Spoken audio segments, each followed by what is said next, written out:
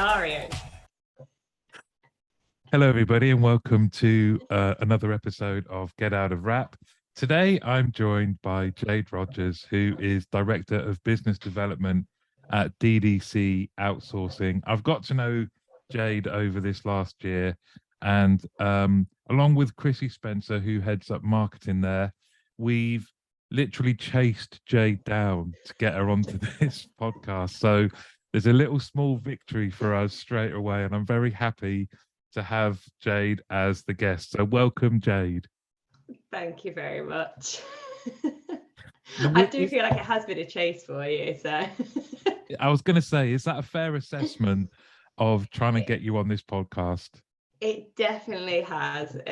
Yes, it is. Chrissy, to be fair, even this morning, I think she's checked in with me for multiple occasions over the last week's period and said, when is it? Like checking it. And then before this call, it was, are you going on? I was like, oh, I need to move it. She was like, I'm warning you, Jade. And I was like, no, I'm joking. So yeah, she will be very thrilled. I think she'll be eagerly waiting for this to go live.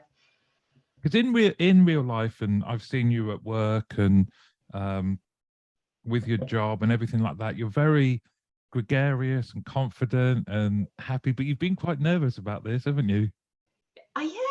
I don't know. I think it's the unknown. It's the unknown, I suppose. And I am beyond chatty, and almost that can sometimes be nervous as well, because I'm like, I will chat that much that people are like, will you get her to be quiet? So this could go one way or the other. I could be too chatty, like I'm never having her as a guest again, ever. It could be the longest ever episode. It is. I would assume there's bets going on. It wouldn't surprise me at DDC saying like, how long is their podcast going to be? It's definitely going to be the longest one. So, but it will not. Well, let's start then with your career at DDC. I've loved working with you guys. You have such a nice vibe about you, including yourself. But when did it all start for you? So I started DDC 6 years ago, well, over 6 years ago, about 6.5 years ago now. So I joined in the kind of client relationship management role. So I'd actually met John before, and he knew that was kind of the areas that I was looking to get into, kind of progressing my career. And then they reached out to me. In fact, the funny thing is, it was Chrissy herself that reached out to me in Christmas time and said, I've spoken to our CEO and he's like, be keen to see if you're interested in this role. And it was one of those things at the time where, I'll be really honest, kind of loved my last company. I was really comfortable where I was, doing a good job, all of that thing. But at the same time, I'm very career driven, and I knew I needed to kind of move on to progress in my career. So it was probably the kick up the bum that I needed to continue with what I'd always said I was going to do. And then, yeah, it started from there, kind of joined and had multiple roles since, really. Where were you before then? What were you doing before DDC? So I was at a company called Charnwood Training Group. So it was in kind of, your apprenticeships, MVQs, all of that. So that was kind of what the business they did. And sector-wise, it was very much the hospitality industry. But it was account management, so looking after the key clients, and then part of kind of sales as well, a bit of a dual role, really. I think DDC would probably say the same. That's pretty much me. I feel like I go into account management and I say, oh, I'm going to do like the account management. I love that kind of working with the clients, but then can't keep myself away from the new business as well. So I kind of somehow, my roles have created this bit of like dual role where I kind of do both things, because I can't really pick. I love them both, really.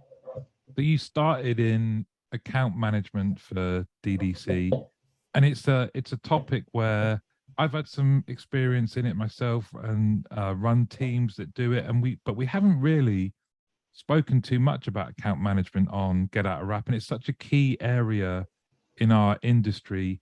Why were you drawn to that type of role? So to be honest, so initially it's like one of those jobs that, when you're back at school and you're kind of planning for university and all of that, I'd not even heard of it. I didn't even know it really existed. So when I got into kind of the business world, if you like, I come in and kind of seeing the different people in these account management roles, and was like, I love that they're doing the whole, I'm doing, I'll be really honest, I was doing, and no disrespect to anybody that does this, I felt like I was doing the boring paperwork side of things behind the scenes. And then I'm going, I'm so chatty, probably annoying everybody in the office because I'm so chatty. And I'm seeing these people that get to go out and talk to the clients and solution design and all of that fun stuff. So that's kind of where it started. And it was very much then me saying to my manager at the time, I really want to get into that. I think I'd really enjoy it. And to be fair, I was really lucky. I've had some great managers where they went, well, why don't you do a bit of shadowing? Why don't you? And that's how I got into it. And then once I started, I was like, this is my job. This is me. Like I just, and it's kind of just progressed from there, kind of never looked back. And if anybody ever tried to talk me into, but why don't you try this? Or they'd have no chance. So it would be this is what I enjoy doing. You make a really interesting point and a good one around the importance of managers who, when they're approached by people to say, oh, I want to try doing something else, they don't just shut it down. They actually help facilitate that. 100%. Yeah, 100%. I have been very lucky over my career with the kind of the managers I've had. And I think it's kind of inspired me to, when I first got my team, is I always kind of want to be that manager that can support, ask about development areas, where do they want to develop, and if I can help in any way, then and I think also don't take for granted like the shadowing element. So I mean, my boss from my last company was actually at my wedding, because honestly he's become like a friend. Like I always, even now, I'm like, he did so much help me in my career in the early stages to get the experience to then get the job that I got at DDC and kind of progress from there. Yeah, it's brilliant. And I think so now I like try and be that manager, if you like, because I'm so thankful for it. So hopefully in the future somebody's going, remember that Jade? She was an awesome manager. That's the goal. Yeah, that'll be great. What was it when you started then? Was it your first time working for an outsourcer? Yes, yeah, DDC. Yes, it was. First time, to be honest, it was so first time outsourcing and first time utility sector, because that from a client base, that's what I went into. And I think I'm always up for a challenge. Like I say, I love a challenge. And I definitely took on a challenge in that moment. And I remember that first week thinking, what have I done? Like, why have I left my job where I was really comfortable? I felt like, because the last company I was in, I'd kind of worked my way up. So you feel like you know everything. You don't. There's always stuff you can learn, but you feel like you know everything. Like nobody could kind of pull the wool over my eyes. I know every part of this kind of bit. And so I felt like that to then coming into a world where I'm going, oh my gosh, like what have I done? So more motivation, I suppose, to succeed. But yeah, there was that moment, kind of that week, like end of the first week, coming into the second, like, have I made the right decision here? Is it, and what is that, do you think? Is it fear of, not fear, you have gone from a position where you're the font of all knowledge, yeah? So you know everything, to then thinking, literally, I know nothing.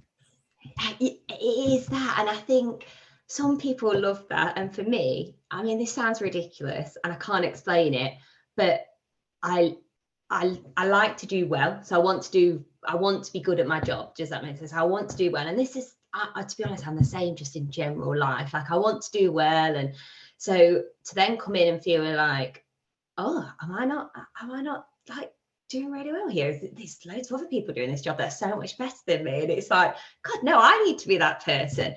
But then I want to do it overnight. So like the motivation to kind of pick up everything really quickly, which is great because it means I then do progress and I do learn quickly.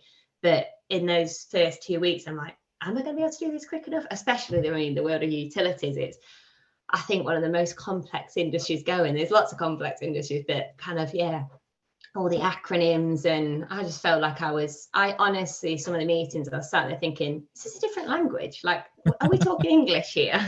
So it was, yeah, it was a fun challenge, but yes. How did you cope with that then, being in that period? So I think not shy away from it. Like that is the biggest thing. Don't shy away from it. If I remember now, like being in some of the first meetings, so account management world, I was really confident. Like I knew I could help the clients. And I think I'm that person, and I still am now. If a client asks me something, even if I don't know, I will go away and I won't just pass it on. I will make sure they get that answer and I'll get that for them. So I very much did that. And through doing that and not just handing it off to somebody else, you're picking up everything, you're learning. But I remember sat there with my notebook, and I used to, it's quite funny actually, because some of my new, one of my new team members, I said the same to her when she joined. And it's just something I used to do. When you're in a meeting, sometimes there's certain people you will say, no matter how many everybody says to you, just ask if you're unsure. There's certain people you just don't want to, because you feel like, I don't want to show them that I don't know that. And so I would have my notebook, and at the front I'd be doing my minutes. But if something come up, maybe it was a term or something I didn't understand, I'd turn to the back of my notebook and I'd write down the word. And then after the meeting, I'd go away to whoever it was at the time and say, what the hell does this mean? Like, what's this? And so I did it. And it's funny because, like I say, I said it to one of our new team members, and she was like, oh, I like that tip. Like, I'd write it down, the fact that I did it so well. I'd still do it now. Do you know what? I would still do it. Like, there was something that come up, I'd like write it down, and afterward I'd be there on Google, or I'd be asking someone. And if there's a term that's come up that I don't know. That is a great tip. I imagine, like a lot of people listening, I'm going to steal that. I'm just going to think, oh, I wonder what that means, and then have a separate section, because otherwise, I guess it gets lost in your notes and minutes. Yeah, and sometimes it's just individuals, isn't it? Like, I mean, I hate to admit this, because when this goes live, I'm sure he's going to be very happy about this, but like Joe, when Joe first joined the business, I remember thinking, like, there was all this everything kind of about the account manager in my world. I'm like, yeah, I know that. And when it comes to kind of the role at the time I was in, was very much the financial and kind of contract side as well. So I was like, yeah, really comfortable with it all. And then I'd be on a call with Joe, and he'd really early on, and he'd say something, I think, what's he on about? So I'd write it down, and then afterwards I'd be like, oh, that's just what but it's great because Joe he spoke a very different language, and because he's, by far more, he's been doing it a lot longer than me, by far more experience, then certain terms I pick up, I know it's quite funny now, because I'll find myself saying those, and I'm like, so I'm sure I'll be really happy when he hears it. But yeah, I started writing in the back of the notebook again on a couple of pieces, so which is quite funny. Did you have more than one? The sector's utilities, and you're getting up to speed with that. Did you have more than one client, or how did that work? Yeah, so at the beginning, my kind of remit was, so I come in, and in the utility sector, we had one large client previously before I joined, and we used to kind of have like exclusive contracts with them. And then when that business actually went into solar, and then obviously things change, contracts change, everything, and it was very much we kind of went out into market more. And that solar gained us actually a couple of new utility clients, and that's when I joined the business. So my role was look after these clients, make sure it was really early stages of their contracts. For example, one of them, the contract had signed in December, and I joined in the February. So it was all very much kick-off time live. So this is what we're signed up to, work with a team, and solution design, and make sure it's kind of delivered. So I did that, and from there, it was you start to get to know those clients, but also the world of utilities, I feel it's just been the clients we worked with, and all kind of suppliers, it's just been such a growth area. So we've kind of growing with them and developing the solutions as we go along to kind of meet the requirements. And then your network starts to build out, and it'll be you'd be at an event, and you'd be like, oh, you work in utilities, do you? Like, oh, brilliant. And it was very much kind of our specialism was kind of around like the back office, the billing, all of that, which is always, I think, quite interesting. We haven't actively as a business kind of marketed and gone, this is DDC, look at us, kind of talk to us. So you'd be at events talking to people like, oh, brilliant. I didn't know you did all the kind of complex area as well. And it just kind of evolved. And that's how, when I say it, I kind of naturally gone from, I should just be looking after these clients and doing that, but actually started getting more. And I'm like, oh, I've been speaking to this client. They'd love to work with us. The business is like, great, yeah, that's fine. And then all of a sudden, I think I went from like 1-2 clients to, it's funny, for the businesses that I'd get more and more. I think I was up to like 6-7. And the business is saying to me, Jade, you've got a lot on. Like, I don't need anybody else. It's fine. I can do it. Because I have to admit, it was like that. No, I can't, because and These even are my now, babies. yeah, it was very much, these are my babies. And it's like, I work with them, and I will, it's like in the sales role now, because obviously now I'm more kind of focused on the sales. I'm still on the onboarding calls. I'm still on the like NBRs, everything. I'm like, no, it's fine. I'll come along, because I'm very much about, I've gone, this is what we can do for you. I can't then let go. I'm like, I'll make sure. And I know the team do an awesome job, and I know they'll do it. So they're like, Jade, go away. We've got this. I'm like, yeah, but I know, but I just like to be involved. So I honestly, so I just, yeah, it kind of progressed and progressed. And then structures did change, because the utility sector, we grew a lot. So we need more people. We changed structures, and then I did have to start saying, okay, fine, like, you can look after these ones, and that's kind of how my career developed, if you like. But yeah, they was having to push me a lot at first. I was like, okay, I will accept some help. If you were to have to describe account management then, and the kind of different areas and disciplines that entails, what would you say to someone who didn't know anything about it?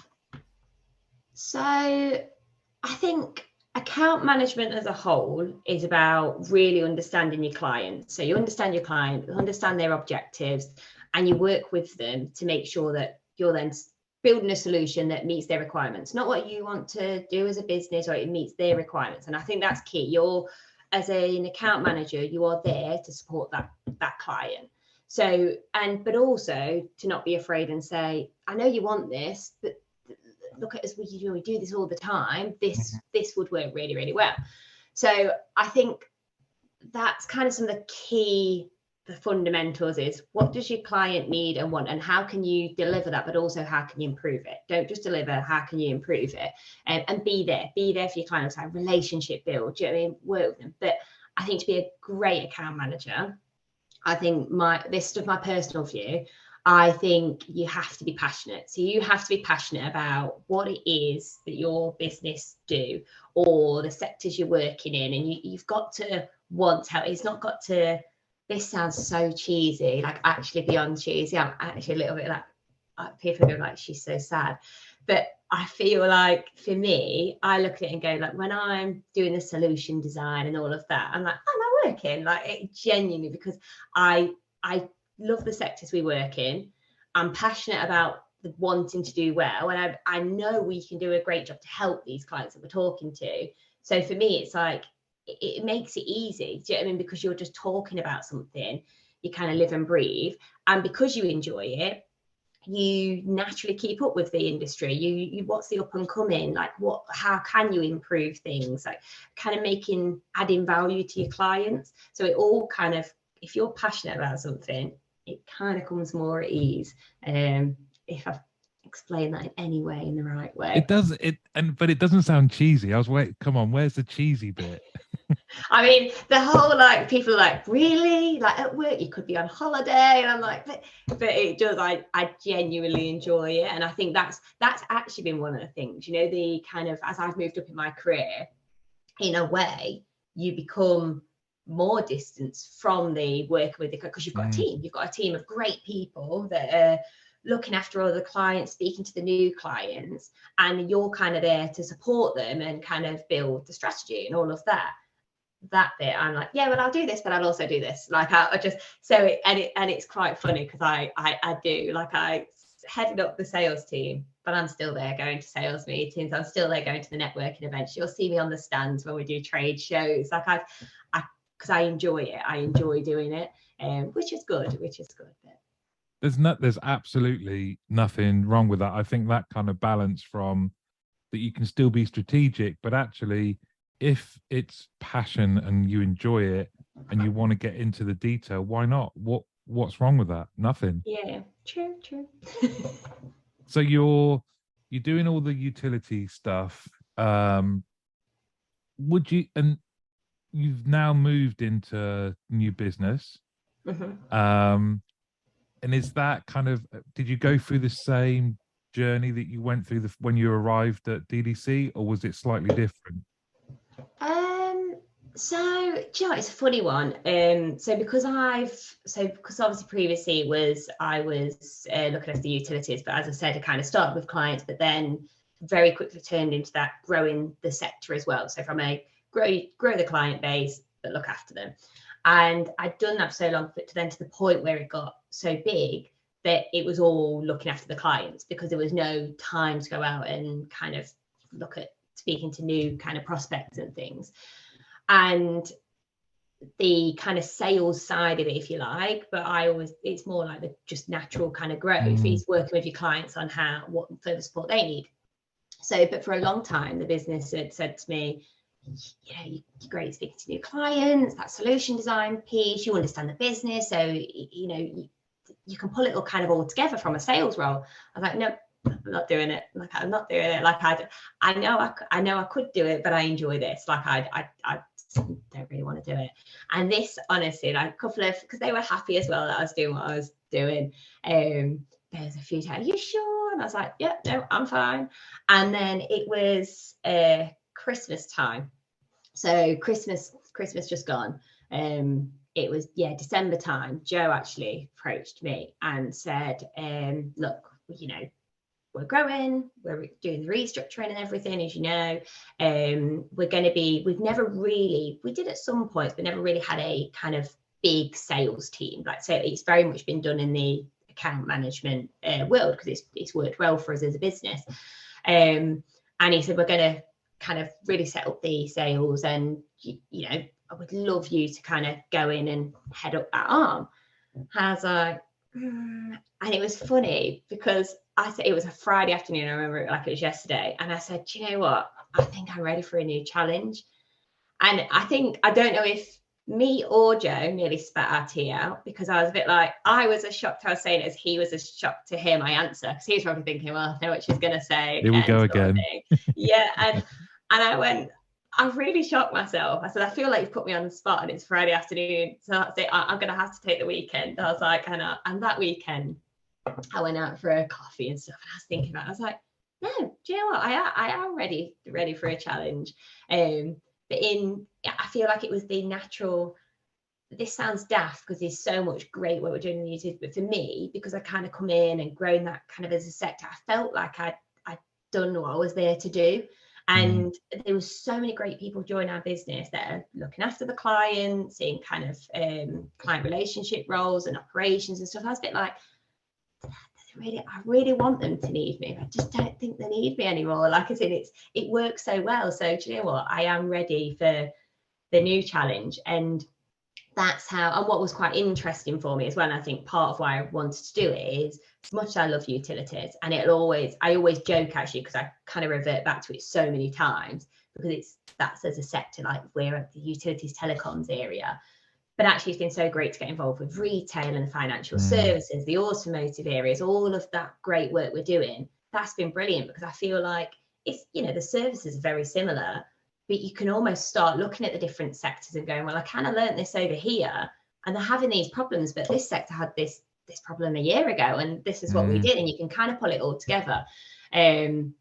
So yeah, that's when, and I said, and then that Monday I come in and went, yeah, okay, I'll do it. And then kind of started, obviously I had to kind of transition and things into the role. And I think it was official kind of started in February time this year. So not too long ago, really. And I'm still here, so I must be enjoying it. Well, so you're what kind of, and I love that. I love the concept of seeing things that have either been overcome in other sectors or challenges that were faced previously, and applying the learnings to different sectors, different verticals. That's, I think, the beauty, and it's often overlooked about what you gain from having a relationship with an outsourcer, is that you retain that knowledge, right? You can look at things differently. You haven't got your blinkers on where you're just in one industry. Yeah, no, absolutely. It works really, really well. No, and I enjoy that part about it. I think if anything, being in sales, this sounds going to sound crazy. But I'd almost, part of me wants to change my title, because I'm still so passionate. So I'm I'm in sales because I want to do the solution design and everything. But my background is very much account management, developing relationships, developing the solutions, all of that good stuff. So for me, it's bringing that skill set and what I enjoy doing to sales. But as soon as you've got like director of business development or sales in your title, people go, "Oh God, she's never going to leave me alone." Like she's good, yeah, she's good. So I'm anybody that knows me, anybody that's worked with me, I am not that like I'm going to hound you down. As soon as you accept me on LinkedIn, that is it. I am going to pester you 5 times a day. If anything, they're probably thinking, she hasn't pestered Nothing's me at all. Like, yeah. I mean, the business mindset, Jade, come on. But at the same time, I'm like, I want to kind of do everything I've done with when you've got that existing relationship with a client, with new clients, and it works really well. But yeah, I'm definitely, I'm not that hard sell. I'm going to come and hammer the kind of door down. And I think it's the best way. Like you've got to be there. It's got to be genuine, hasn't it? You've got to build the relationship, and it's got to be genuine and not shoehorned, is what I would say. You can't just shoehorn stuff in, and that's why we keep kind of long standing relationships. But yeah, I think I might just delete my title. I think let's have a no title. Well, I like how you've said a few times actually around you're really interested in designing solutions for clients, and whether they are existing clients that you have fostered a relationship with, or new clients where you're going through that discovery period with them, where you're saying, look, what are your challenges? That kind of is that kind of quite, it seems like you've mentioned it a few times, quite addictive to be able to come up with solutions for people. Oh, definitely. No, definitely. And don't get me wrong, and this isn't a sales plea, but it's that I'm lucky enough to be in a business where we've got loads of locations, all the different languages. We've got analytics as part of our business, and we've got the technology side as well as brilliant people. So I've got so much to work with, I suppose is what I'm trying to say. And then so a client comes with a problem and I haven't got to go, oh, we've only got this one solution, that's what I want to do. It's like, oh, okay, that's a little bit different actually, but this is what we could do. And I love that. Like I will kind of go out to different people in our business, because it's funny, because in utilities, for example, I say I know utilities, I've worked in it for years, but when it starts going into low level detail, we've got experts in our business. I'll go to us and say, right, so I know this, now what about this, Jade? I'm like, nope, that's exactly why I've come to you now. Like, so I'm kind of working with them going, well, you could do this. And I'm like, yes. And then actually, what about it? And I love that, like kind of problem solving, I suppose it is to a degree, but almost, I think everybody comes to you and says, I want you to do our billing, or I want you to do our customer service. But why do you want us to do it? Like, what is it you kind of, what's your objective? And then it might be, we say, well, do that, yes, but add this in, because that's going to drive FCR, or it's going to reduce your AHT on this area. Or so I think I'm not that, as an individual, it's not just I could tick a box, couldn't I, and say, I sold customer service over there, I sold billing over there. But actually, I'd rather that process take longer and know that client's gone, oh, that was brilliant. Like, I'll stay with them for, years, sort of thing. So that's where I kind of like that solution. That's why I kind of call it the solution design, because it's not just what services we do, it's what do they need. And everything's tailored differently to different clients. So, and then I hand it over to the experts who do. It's funny you mentioned about titles, because prior to kind of going out on my own, where I was before, I was originally employed to do like business development. And I remember saying to them at the time, I really don't want that in my title, because it instantly puts people on guard. Yeah. When you're the one, when you enter a room and they go, oh, it's business development person here. And you feel like you have to apologize. You do. I actually do. I joke sometimes. I'm not going to try and sell you. I just want to talk. Because anybody that knows me, all I ever want to do is just chat. Like, there's no joke about it. I just love talking. So it's like, I'm not trying to sell to you. I genuinely want to know, what's the weather like? How was your holiday? Like, I am an absolute chatterbox. It's I've had it since I was young. I mean, when I got into this career, my parents actually joked and was like, "Oh, do you know what we should have known?" Because it's never what I planned to do, and they always joke and say like, "We should have known," because since being at school at a young age, it's Jade's fantastic. She's doing really well, but she does distract others with talking in class a lot, and I'm like, that has not changed. I still do that now. Like the team will be there in the office. We have like co-working days, and I'm thinking to myself, Jade, set an example here. Don't just talk to everybody all day and just get them like distracted.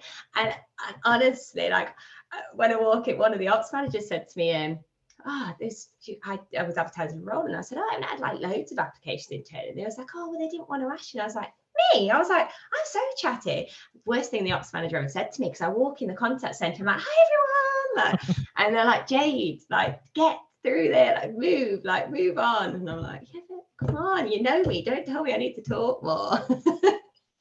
Well, we had a really interesting chat once around perceptions, and it wasn't just that perception of that you were not chatty, which is insane, but it was also, you said about the perception of being a younger woman, and maybe not internally but externally, that's something that you have to overcome. Oh yeah, 100%. Do you know what? It's something I'd say only recently. It's always been a thing, but I've never realised it, is what I would say. And it was actually advertising for a role in my team. And I advertised, I got loads of external applicants, and then I got a few internal. And I was talking to one of the answers. I was like, come on. I was like, I know you've got loads of awesome people. Like, surely they want to come and work for me. I was making a bit of a joke. And he said, can I be really honest? And I was like, oh no, I don't know if I want you to be now. And he said to me, it's like, what it is like a lot of people are intimidated. There is like, you're young, you're in kind of on the senior leadership team, and you've got, this big grand title, and you come in, you're always dressed like smart for work and stuff, and it's like intimidating. I was like, are you joking? I was like, if you lined up our senior leadership team, if there was one person in that row that I'd like, there we go, I'm gonna go and chat to her, I'm going to come out top of that like questionnaire. Like, it's gonna be Jade, everyone's gonna pick Jade. And it wasn't, and it baffled me. I was like, oh my gosh, I'm so chatty, and anybody that knows me. And then so I said it to a few people, like, as in like, really? And people have gone like, oh yeah, it's like, it's quite intimidating because you're so like young, but you're in the role you're in and stuff. And I was like, I've just never seen that. Like, I've made a really conscious effort of being extra bubbly. Like, I feel like I skip around in the office. So like, look at me, like, honestly, I'm soft as anything. Like, come and talk to me. But yeah, I suppose it's something I've consciously now really made the effort to say like, oh my gosh, I'm not scary, because I am literally the least scary person. If anything, I'm like, sure, do I need to be a bit scarier? If I'm trying to like show, I need to try and be a bit scarier and like kind of stomp down the like, if anything, that's what I thought I'd have a battle with, like being kind of younger on the team. I thought that's what you'd battle with, but actually sometimes it can be the opposite, which just has thrown me completely, to be honest. It's crazy, isn't it? People's perceptions based on, especially those that don't know you, and having to understand them and then do something. Well, yeah. You choose to do something about it, right? Yeah, no, absolutely. Oh yeah, I've done tea talks. We do, to be fair, Chrissy, look, Chrissy's like, she's like, this is brilliant feedback, what can I get Jade to do next now? Which is quite funny, but no, it is brilliant. I mean, you don't have to, if the feedback is Jade, you need to be more chatty with people. It's the best feedback I could ever get, so I will happily do as I'm told and chat away more. And Joe's been on the podcast and he was talking about DDC discusses, and I think you've played a key part in that, and that kind of is some of that about breaking down the misperception and the barriers that people will have around engaging with someone that's on new business, because what you're trying to do is you're saying, look, we are genuinely interested in understanding the science of communication, understanding the science that goes into running a contact center, and we want everyone to come in and join the conversation. If as a result of that you want to talk to us about other things, great, but if not, don't worry about it. 100%. So I think it absolutely had no believe. I don't think anybody will believe this. There was no sales part of that, and it's like, that's the whole concept of DDC Discussers was all about. We are very passionate about adding value to our clients. So where it started with, we want to add value, but actually, what's the trends? What's the up and coming? What are people wanting to talk about? And it's like, okay, well, what can we do for both our clients, but also new kind of prospects and people in the network that would also be interested? What can we do? And that's where DDC Discussers came from. And we went down the concept of the science of the industry with the different kind of speakers that we've had. And I go to them all, but I go to them all because I'm genuinely interested. So because of my role, I want to know what this speaker's saying. So I am there as interested as everybody else in the room is. And I think anybody that's been to it, I mean, I know you've obviously been to them, Martin, you'll see, to say I'm like a salesperson in the room, you won't see me going around like going, can I just chat to you while I've got you? Can I just grab a coffee? Like they're probably thinking like, I had no idea she was in sales. Like if they talk to me and people want to talk to me if I'm just generally chatting, great. But that's not what it's about at all. But hopefully, from my perspective, what does come out of that is people then go away and, when they are looking to outsource, or if they have got a particular requirement, they go, do you know what? They weren't just trying to sell to me. They are genuinely passionate about the solution design and adding value. So that's, for me, that's what comes out of it, that people then do get in touch and say, oh, could I just chat to you about this? And I'm like, with pleasure, like perfect. But it's not the remit of the events. And that's why people return as well, I think, because they're not just they're genuinely different and interesting. And I've loved every single one, because I think it's about it's long overdue that we've started to think about, well, how can the academic world mix with our world, especially when it's on some of the topics that have come up, whether that's well-being, the most recent one, or that conversational analysis. And we're perfectly placed as an industry to have A, loads of data, but B, a lot of experience in that. And we've never, you think about it, there's not that much, or there's not many academic kind of studies. So this event is totally unique. I genuinely look forward to them. I really do. And like you say, if you're in that room, at no point do you, because I have been to other events, not DDC ones, but other events where you kind of go, oh, okay, it's like the adverts in a TV show. Yeah. Oh, okay, here we go. Here comes the sales pitch. But that's not you guys at all.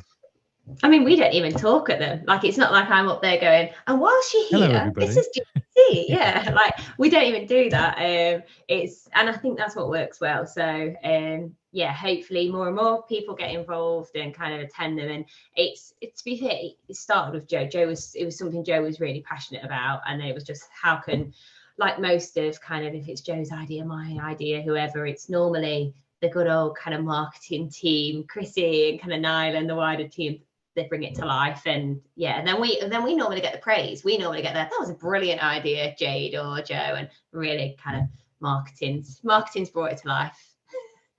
So you are now, what, 6 months into this new role. When you kind of look back and then look forward, what's some of the things that you've learned, do you think? Oh, what have I learned? You've learned about yourself. I've definitely learned about myself. And I think actually, so it's funny because the whole intimidating piece about yourself, actually, I think something that always played on my mind. I mean, I feel like I look about 5-10 years younger. Some people was not so much now, I'm getting older, but then I am. So that was actually something that I was like, I knew I was good at my job, as in I was confident in everything, but I always had that, people are going to look at me and go, she's really young, she won't know what she's talking about. And so that was something I've learned, that you kind of present how you want to present it. I can't, like, the person you kind of want to be. So if you're confident and you do know your stuff and you're talking to somebody, it doesn't matter how old you are, it doesn't matter where you are in your career, that person will buy into you. So I think that's definitely something, more of a confidence thing, I suppose. I think I have learned that teamwork is everything. I won't say learn because I've always known it, but it's so important. So you can be for example, design and solution, but there's all other departments and people that live and breathe it in a different way. And if you bring all that together, the outcome will be even better. So work with others. I think that's definitely a key for me. You can lead something, as in be that kind of talking to the client, but involve others, because the outcome is just so much better than an individual will do. And I think, yeah, like maybe from a sector perspective, but bit to my point of most of the sectors, they have the same problems at different points, but they have the same problems. So that's been quite interesting, because I was a bit like, oh, getting into retail, you know, I've just spent the last 6 years in utilities and now coming into the retail world and all the kind of automotive, and I'm like, oh, it's the same, it's just different kind of, you know, from a customer side of things and kind of the back office, it's very similar. So that was quite interesting, because I remember the first retail presentation I did, actually I was like, oh gosh, it's like, I feel like I'm going to talk about utilities and what we do. And I went on to it and I didn't at all. I kind of come off the call and I was like, I don't know why I overthought that so much, because it's what we do. And then I don't really know what else really. Do you are you glad that you've made the move to sales? Yes, I think so. I mean, I always say I think so, because like I've always said, I always find it hard to let go. And I mean, it's quite funny, our CEO, when he listens to this, if he listens to it, I'm sure he will actually laugh at that, because I always say I'm really good. I'm like, I do let go, and he's like, yeah, okay, Jade. Like it always laughs at me. So I think, and that's why I always say, I think, because I would always have a passion for that account management world, and I will never fully let go. A bit like to your point, I said, I had a new client start last month. I've been on the first MBRs as part of all the onboarding calls. I'm going to their site for a couple of days coming up, and so there's literally no getting rid of me, like when I kind of get involved. But what I love and what I'm pleased about is I've been able to come into this role and bring that to it. So the business hasn't tried to say to me that you must do it this way. They know that kind of works, and they are completely supportive of, it's important we invest in kind of our clients and kind of spending time with them. And that's what I love about it. And I don't believe, it's no criticism on kind of other sales roles, but I don't believe you get that in all businesses, which is quite funny, because like most people, it's definitely the kind of employee kind of world, isn't it, for jobs and things. And I kind of get approached, say, oh God, this would be great for you. And I'm like, yeah, but is it sales or is it my sales? Is it like how I enjoy the role? So it's quite funny. So I'm always like, no, I'm fine. But yeah, I'm glad I did it, and I'm enjoying putting my stamp on it as well, I suppose. Kind of developing. It's nice to pick up a department from the start, isn't it, and kind of grow with it. So that's really exciting.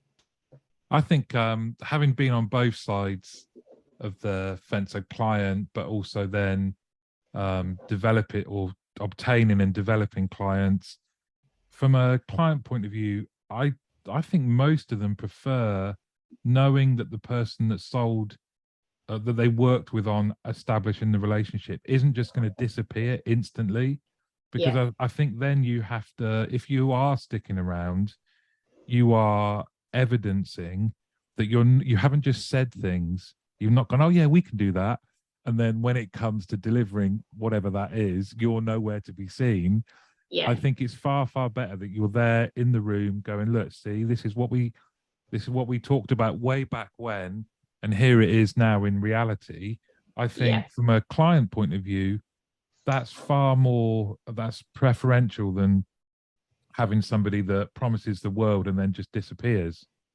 100%. And I mean, it's funny, hopefully they all agree when they hear it, but I'd say that's why in most businesses, every other department hates sales. They're like, oh, the sales team, what have they done now? What have they promised now? Yeah, exactly. Whereas honestly, at DDC, like me and kind of the wider team, we all get on with operations, client services, we collaborate a lot. Like I'll go in and we'll be chatting, speak to them on a regular basis, and I'm pretty confident they all like me, hopefully. So it's that, and I do believe that that is proof of exactly what I've just said. And what, to your point, if you haven't just sold something and said something because you get a new client and then step away and think, go on, departments, deal with that one.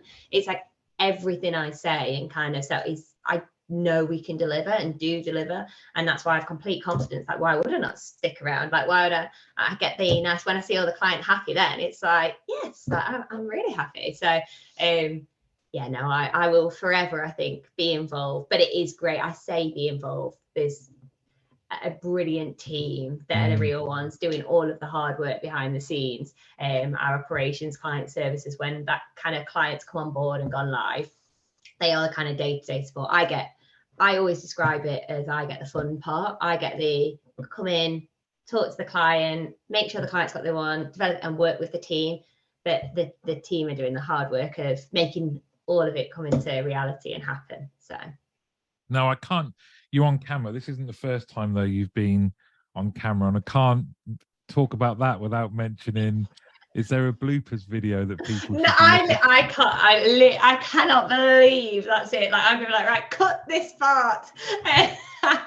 So it's funny because I think to your point at the beginning, I am so chatty and I'd class myself as confident. Put me in a room with nobody I know and I will find someone to talk to. And when it comes to video, I don't know what it is. I'm like, oh no, like don't do it. Like marketing. So marketing asks me all the time. They're like, Jade, we're going to this event. Will you do some voiceover, like video clips for us?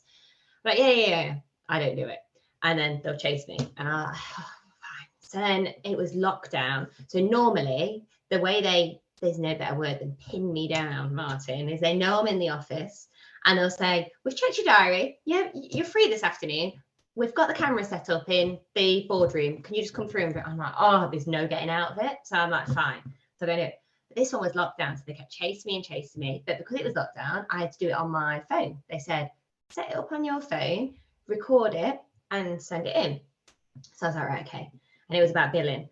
And oh my gosh, like I just couldn't get my words out. And I was getting madder and madder with myself because I knew what I wanted to say, but stupidly, I'd like tried to then plan what I wanted to say, even though I know it. I live and breathe it daily. And I'm right, I'm going to say this. So because in my head, I was like, I've got to say these 10 words. And I mean, I'm talking a couple of sentences. That's it.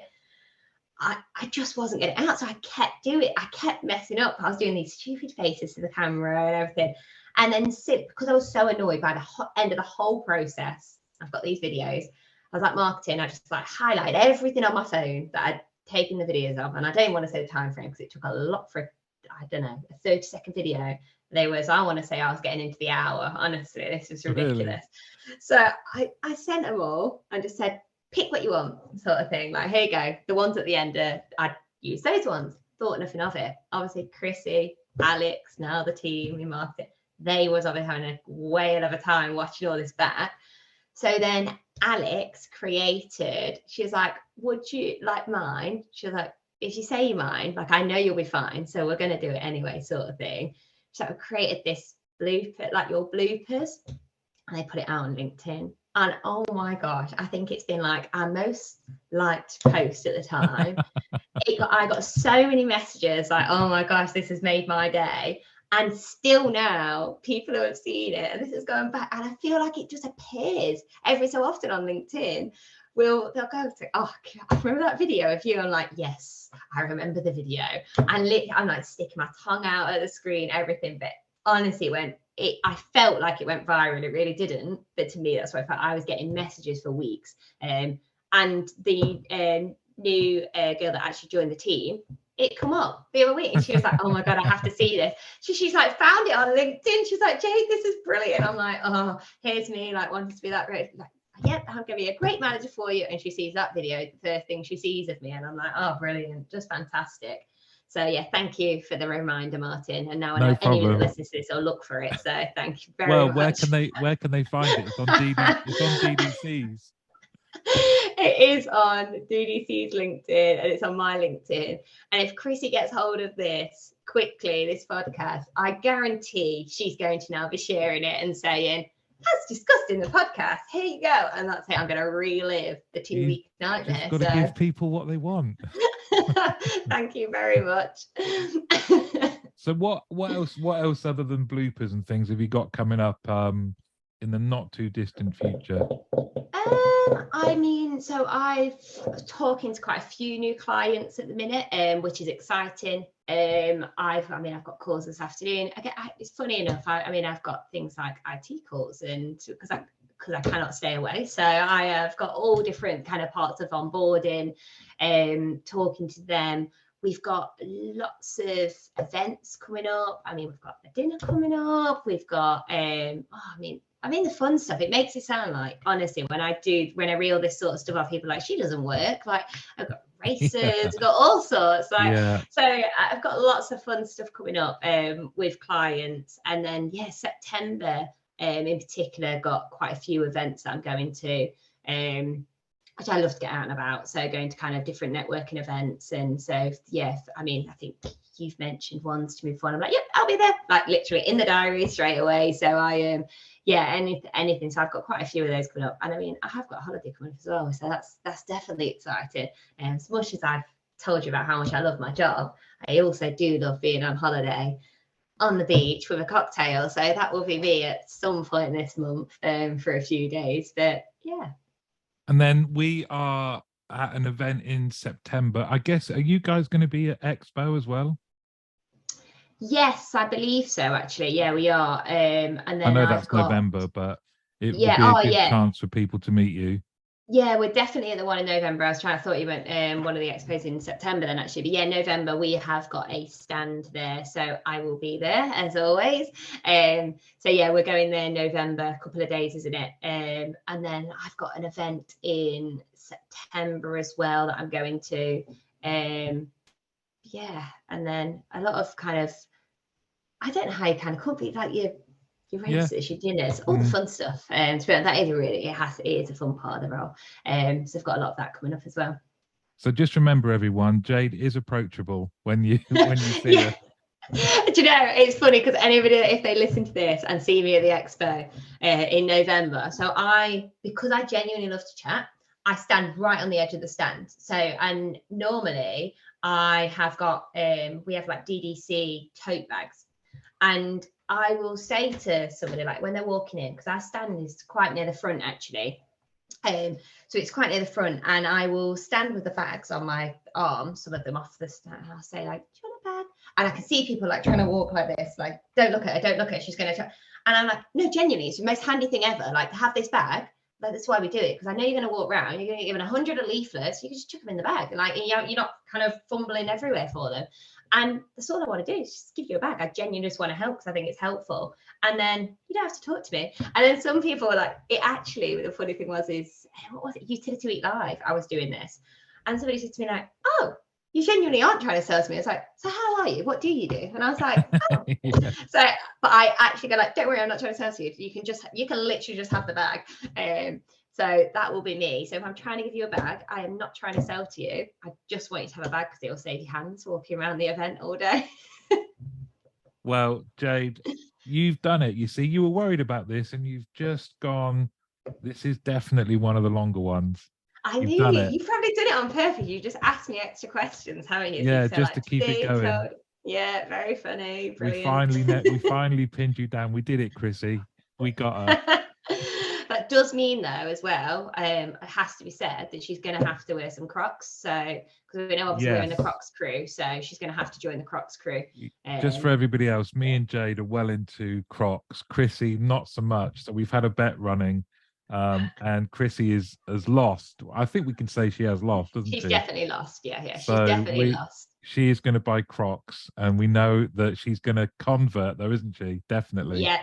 I feel as well, because she did the bloopers video, she's definitely behind the bloopers video. I feel like what I should do is take loads of different pictures of her in Yeah. Crocs. So Yeah. get her to wear them in the garden, wear them in the office, and I'm going to create like a video Diary. montage of Yes. Chrissy in Crocs and like post it on LinkedIn, and I'm going to reshare it every single year when it comes up. I'm right behind that. Yeah, and also there should be a picture of a reaction to when she's listening to this part of the podcast. So we should I'm gonna make sure I get her to watch it in front of me, take a picture, and that can go in the video montage of Chrissy's Crocs as well. So everybody, that's Chrissy Spencer. When you meet her, if you do, just mention Crocs to her. It's a guaranteed conversation starter. Yeah, she particularly likes red ones. So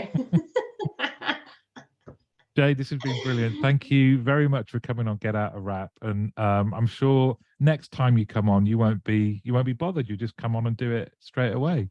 Yeah, all the time. That's it. I'll just go on all the time now. Every month I'll just be chatting away, although you'll all soon get very bored. So no, thanks for having me. It's actually, jokes aside, exactly what you said. I was a little bit like, like, what do you want to know from me? Like, who wants to listen to me? It's been really fun, actually. This is how work should be every morning. Thank you so much for coming on. Perfect. No, thanks, Martin.